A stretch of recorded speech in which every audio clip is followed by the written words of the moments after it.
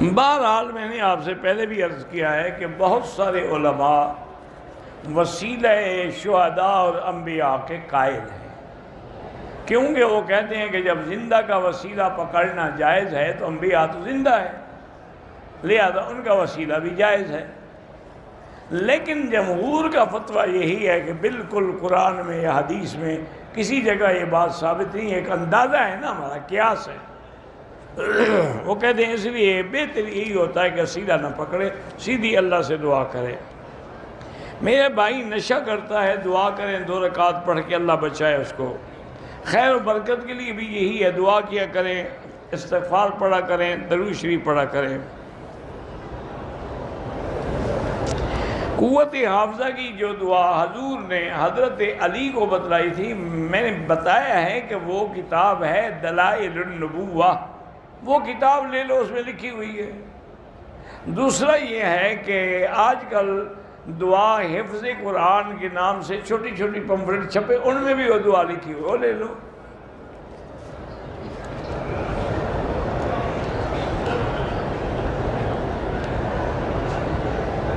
ہم نے گھر میں ایک ڈبہ رکھا ہوا ہے کہ بچوں کو بھی عادت ہو، تو اس میں ہم تھوڑے تھوڑے پیسے روز ڈالتے ہیں، بچے بھی ڈالتے ہیں ہمیں دیکھ کے۔ جب مہینے 2 مہینے میں اکٹھے ہو جاتے ہیں پھر ہم خیرات کرتے، ٹھیک کرتے ہیں ہم، اچھی بات۔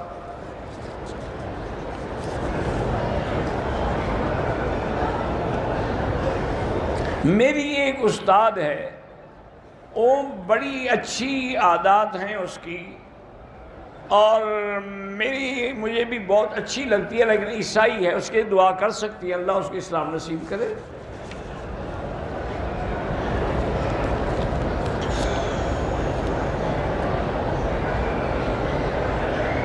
ایک آدمی دوسری شادی کر رہا ہے، لیکن جس سے شادی کر رہا ہے اس سے پہلے اس کی منگنی اس سے ہوئی تھی، پتہ نہیں کس سے ہوئی، بہرحال کر رہا ہے، جب کر رہا ہے، اس سے ہوئی تھی، کسی سے ہوئی تھی۔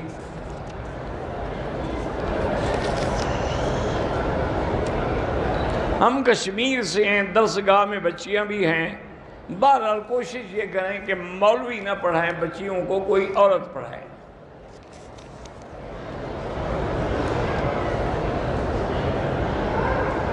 امیر جس کو مقرر کیا جائے اس کی نافرمانی کرنا گناہ ہے۔ عورتوں کو تبلیغ میں وقت لگانا چاہیے۔ عورت پر جسم کا کتنا حصہ سر سے لے کر پاؤں تک چھپانا چاہیے۔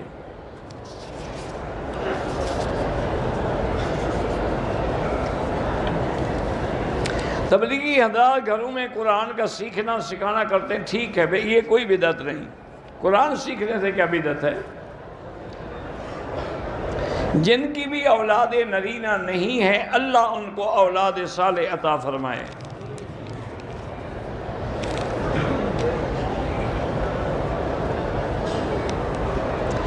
اسلام آباد سے اگر میری بیوی کو اس کا بھائی بھیج دے اور جدے سے میں ریسیو کر لوں، ٹھیک ہے، ہو سکتا ہے۔ میرے بھائی کی آنتوں میں تکلیف ہے، زمزم پی کے دعا کیا کریں۔ احرام کی حالت میں عورت دستانے اور جراب پہن سکتی ہے۔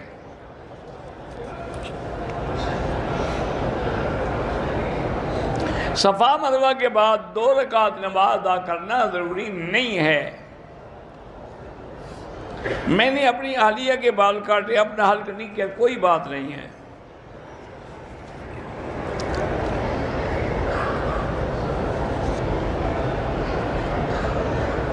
بہرحال جو آپ نے فنانس میں قرضہ لیا ہے وہ سودی قرضہ ہوگا، تو سود پہ قرضہ لینا گناہ ہے، کوشش کریں جان چھڑائیں۔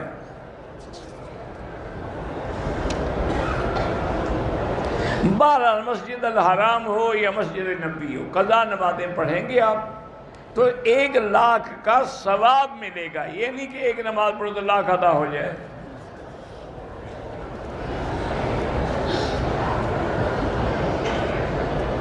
دوران طواف نماز 2 رکعت نفل نہیں پڑھ سکتے، پڑھی ہے تو طواف ہوا ہی نہیں، وہ طواف دوبارہ دہراؤ۔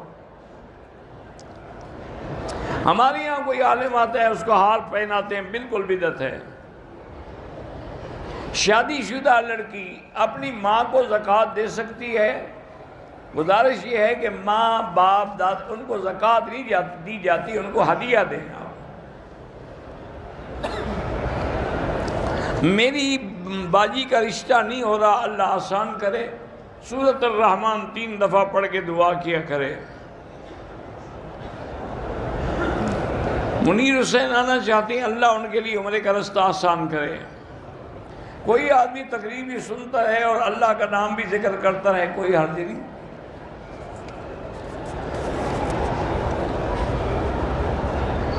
شوہر بیوی کو 2 طلاق دے چکا ہے، اب اگر ایک دے گا تو 3 ہو جائیں گے۔ 2 کے بعد تو رہ سکتی ہے، اس کے بعد 3 کے بعد تو نہیں رہ سکتی۔ 160 دفعہ بسم اللہ پڑھ کے مرد اپنے پاس رکھے یا عورت؟ بچہ عورت کو ہوتا ہے یا مرد کو ہوتا ہے؟ آپ یہ فیصلہ کر کے مجھے لکھ دیں، پھر میں بتاؤں گا کہ کون رکھے۔ اللہ کی بندی عورت ہی رکھے گی۔ آنکھیں بند کر کے بھی دعا مانگ سکتے ہیں، دعا مانگ سکتے ہیں۔ قضا نماز کے لیے اقامت کہنا یا اذان دینا ضروری نہیں ہے۔ کوئی بھی سامان قسطوں پہ لے سکتے ہیں، لے سکتے ہیں۔ کوئی کیا شوہر اپنی والدہ کے ساتھ خالہ زایا بہن کے گھر اس کی لڑکی بھی رہتی ہے، وہاں 2-3 دن رہ سکتے ہیں؟ نہیں، بہتر یہی ہے کہ نہ رہیں، ورنہ تو جائز ہے۔ میرا شوہر کام کرتا ہے، برکت نہیں ہوتی، استغفار زیادہ پڑھیں۔ عورتیں ناپاکی کی حالت میں قرآن نہیں پڑھ سکتی، بطور دعا پڑھ سکتی ہیں۔ جن کے رشتے نہیں ہو رہے وہ سورۃ الرحمن پڑھیں۔ تعزیت کا معنی یہ ہوتا ہے کہ کسی مرنے والے کے گھر جا کے 3 دن کے اندر کہیں کہ عظم اللہ اجرکم، اللہ تم لوگوں کا اجر بڑھائے اور اللہ مرنے والے کو جنت دے اور تم لوگوں کو صبر دے۔ میرے بھائی کا کاروبار میں دل نہیں لگتا تو دعا کرے، اللہ کے ہاتھ میں ہے، بندے کے ہاتھ میں تو نہیں ہے۔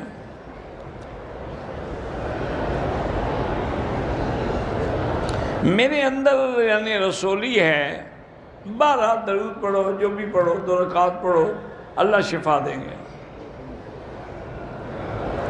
اور ان سب پریشانیوں سے بچنے کے لیے لیس لہا من دون اللہ کاشفہ، یہ سورۃ النجم کی آخری آیت ہے، یہ پڑھ کے پانی پہ دم کر کے پیا کرو۔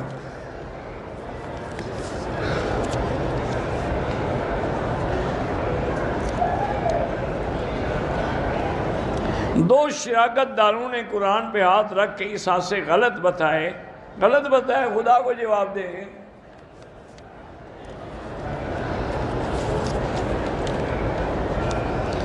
جو لوگ آئیں اللہ سب کا عمرہ قبول فرمائے۔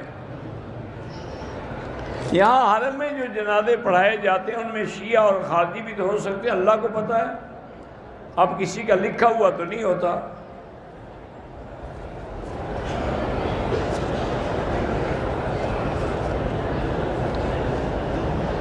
میری والدہ کو ماموں نے جائیداد میں حصہ نہیں دیا، گھر سے بھی نکال دیا، تو قیامت میں دے گا، فکر نہ کریں۔ جن کی بھی اولاد نہیں، اللہ اولاد صالح دے۔ ہر طواف کے 8 استلام ہوتے ہیں، یعنی 8ویں پہ ختم کریں گے۔ اگر داڑھی امام کی چھوٹی ہو تو بہتر یہ ہے کہ اس کو امام نہ بنایا جائے۔ حرم کے باہر کچھ لوگ چیزیں بانٹتے ہیں، وہ لے سکتے ہیں۔ میرے بھائی کے پاس اولاد نہیں ہے تو وہ رب لا تذرنی فردا وانت خیر الوارثین والی دعا پڑھتا رہے۔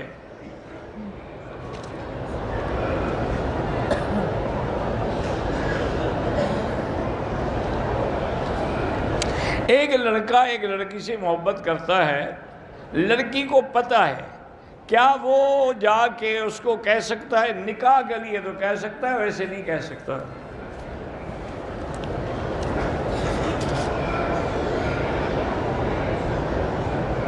ایک آدمی کے بال نہیں ہیں، وہ آرٹیفیشل بال لگوا سکتے ہیں؟ ہاں لگوا سکتا ہے، لیکن وہ بال جو ہیں کسی بندے کے نہ ہوں، آج کل جیسے پلاسٹک سے بنے ہوئے ہیں وہ لگوائے، کیوں؟ بندے کا پتہ نہیں کافر کے ہیں مسلمان کے ہیں۔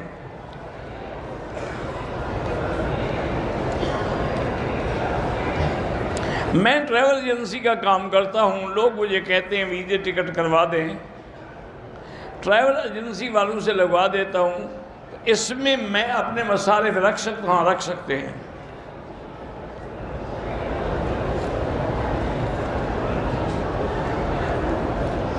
بہرحال آپ نے 2 طواف کی یا 3 بعد میں ان کی 2 رکعت ادا کریں۔ 1 لاکھ نمازیں ادا نہیں ہوں گی، 1 لاکھ کا ثواب ہوگا۔ متقی بننے کے لیے کیا ہے؟ اللہ کا خوف پیدا کریں، علماء حق کی تقریریں سنیں، اچھی کتابیں پڑھیں۔ میرے بچے ہیں، محنت کرتے ہیں، حافظہ کمزور ہے، تو یا قوی یا متین اللہ کا نام ہے، وہ خود سر پہ ہاتھ رکھ کے پڑھا کریں۔ میرے چھوٹا بیٹا ہے، اس کو جنات کے اثرات ہیں، تو آپ سارے گھر والے سورۃ بقرہ پڑھ کے پانی پہ دم کریں، وہی پانی اس کو پلایا کریں۔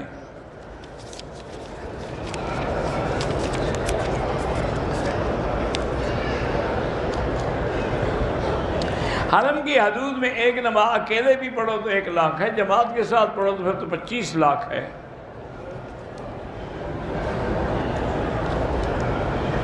میری 2 بیٹیاں ہیں، ان کی سماعت کمزور ہے، اللہ شفا عطا فرمائے۔ پوسٹ آفس میں کام کرتا ہوں، حکومت کی طرف سے کچھ ڈیولپمنٹ پروگرام میں انویسٹمنٹ کرنے کے بعد حکومت کچھ زائد رقم مہیا کرتی ہے، بہرحال اگر وہ کاروبار کر کے کرتی ہے تو وہ جائز ہے، لیکن بطور سود دیتی ہے تو وہ جائز نہیں ہے۔